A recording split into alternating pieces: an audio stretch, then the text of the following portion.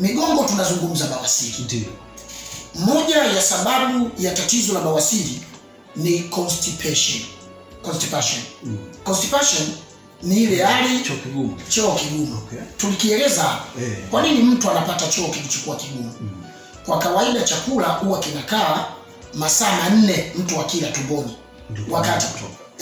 Wakati ile mchakato unafanyika wa digestion na absorption, masaa 4 mchakato unaendelea. Kisha kinasafiri kutoka kwenye tumbo na kuelekea kwenye utumbo mwembamba, wanaita small intestine.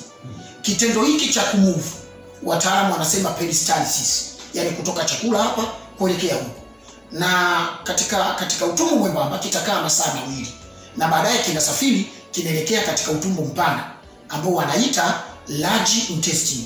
Sasa kutoka kwenye utumbo mpana kitasafiri mpaka chooni. Sasa ikitokea mtu anapata choo kigumu ama maji yamefyonzwa sana katika utumbo mpana, hatimaye choo hiki ili kitokea anatakiwa atumie nguvu. Tatizo la bawasiri sehemu ya kwanza ambao watu wengi inawapata ni kutokana na ulaji usiokuwa mzuri wa chakula. Ni kutokana kula chakula kingi artificial badala ya natural. Figo pamoja na viungo vingine vya uchujaji na usagaji vinashindwa kutambua kemikali na sumu iliyokuwepo katika hivi vyakula, na hatimaye chakula kinakuwa kisawi vizuri, na hapo mtu anapata choo kigumu.